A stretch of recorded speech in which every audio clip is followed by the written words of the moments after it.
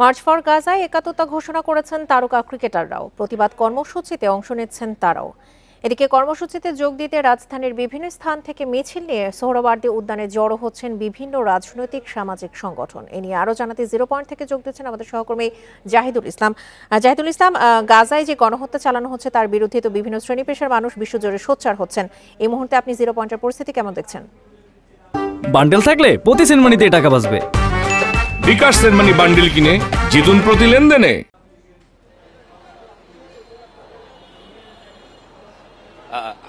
আমরা সবাই জানি আসলে আজকের দিনটি একটি ঐতিহাসিক দিন। কারণ হচ্ছে বাংলাদেশের ইতিহাসে ফিলিস্তিনের মানুষের জন্য আওয়াজ তোলার ক্ষেত্রে আজকের দিনটি হবে একটি ঐতিহাসিক, এবং সব দেশের যতগুলো রাজনৈতিক দল রয়েছে, আওয়ামী লীগ, জাতীয় পার্টি বাদে সবাই মোটামুটি কিন্তু এই আজকের এই দিনটিতে একাত্মতা ঘোষণা করেছে, এবং তারা সবাই এই আজকের যেই সমাবেশটি হবে সেই সমাবেশটিতে সবাই অংশগ্রহণ করবেন।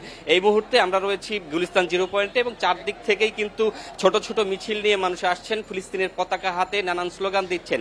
এই ফিলিস্তিনকে বাঁচাতে ইসরায়েলের যেই বর্বরতা, সেই বর্বরতা যেন বিশ্ব সম্প্রদায় যেন রুখে দাঁড়ায়, সেটির জন্য কিন্তু তারা আসলে আজকে জড়ো হচ্ছেন সবাই। আর আপনারা ভালো করে যে আমরা সবাই জানি যে আসলে আজকের এই সমাবেশে কিন্তু শুধু কোনো সাধারণ মানুষ নয়, এখানে সমগ্র বাংলাদেশের রাজনৈতিক দলগুলো রয়েছে, ক্রিকেটাররা রয়েছে, যারা স্পোর্টসম্যান যারা রয়েছেন, সিনেমা জগতের যারা রয়েছেন, তারাও কিন্তু সবাই একতা প্রকাশ করেছেন। এবং আজকের এই সোহরাওয়ার্দী যেই জনসমাবেশটি রয়েছে সেখানে কিন্তু সবাই অংশগ্রহণ করবেন, এবং তারা আসলে বলছেন যে এই ফিলিস্তিনের প্রতি যেই অবিচার হচ্ছে সেক্ষেত্রে শুধু বাংলাদেশ নয়, বিশ্ববাসীর তাদের পাশে দাঁড়ানো উচিত, এবং সেই ক্ষেত্রে বাংলাদেশটা একটি পথিকৃত হিসেবে কাজ করবে, সেটি কিন্তু তারা আসলে বলছেন যারা এই মার্চের জন্য যাচ্ছেন। এবং আমরা সকাল থেকেই দেখেছি 10টা-11টার পর থেকেই কিন্তু রাজধানীর বিভিন্ন প্রান্ত থেকে এরকম মানুষজন আসতে শুরু করেছেন, ছোট ছোট মিছিল নিয়ে এভাবেই যাচ্ছেন। আপনারা আমাদের সামনে ঠিক দেখতে পাচ্ছেন যে অনেক মানুষ রয়েছে যারা এখন পর্যন্ত এই গুলিস্তান জিরো পয়েন্টে অবস্থান করছেন, এবং বিভিন্ন দল এসে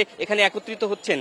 এখান থেকে কিন্তু খেলোয়াড়রা থেকে শুরু করে সিনেমা জগতে যারা রয়েছেন, বিভিন্ন রাজনৈতিক সংগঠনগুলো রয়েছেন, এবং তারা কিন্তু সবাই এখান থেকে মার্চ করে যাবেন সোহরাওয়ার্দী উদ্যানে, সেখানে একত্রিত হবেন। সেখানে আজকের যেই বড় গণজামায়াতটি হবে সেটি কেন্দ্র করে পুলিশও কিন্তু তৎপর রয়েছে, এবং তারা বিভিন্ন রাস্তার প্রান্তে প্রান্তে কিন্তু চেকপোস্ট বসিয়েছে, এবং তারা কোনো ধরনের বিশৃঙ্খলা রুখে দিতে তারা কিন্তু সোচ্চার রয়েছে। আমরা সকাল থেকে দেখেছি যে রাস্তার সবগুলো মোটামুটি যে 5টি কেন্দ্র করে জায়গাকে কেন্দ্র করে আসলে আজকের এই নিরাপত্তা সাজানো হয়েছে, সেগুলো কিন্তু এখন সচ্ছলভাবে রয়েছে, এবং তেমন কোনো যানজট নেই। আর যেহেতু গুলিস্তান জিরো পয়েন্টটি একটি বড় এরিয়া, সেক্ষেত্রে এখানে একটু স্বাভাবিকভাবেই গাড়ির চলাচলে একটু সমস্যার সৃষ্টি হচ্ছে, কারণ এখানে মানুষগুলো সব কিন্তু এই লাইন ধরেই যাচ্ছেন আসলে। এক্ষেত্রে পুলিশ কিন্তু এখানে তৎপর রয়েছেন, এবং তারা চেষ্টা করছেন যে এখানে যেন কোনোভাবে যানজটের সৃষ্টি না হয়, মানুষ যেন নিরবিচ্ছিন্নভাবেই এই সোহরাওয়ার্দী উদ্যানের দিকে যেতে পারেন। এবং আজকের যেই সমাবেশটি রয়েছে সেই সমাবেশটি কিন্তু বাংলাদেশের ইতিহাসে একটি মাইল ফলক হয়ে থাকবে, এমনটি মনে করছেন আসলে সাধারণ মানুষ, এবং তারা কিন্তু বলছেন যে এটিই হবে সারা বিশ্বের জন্য একটি পথিকৃৎ।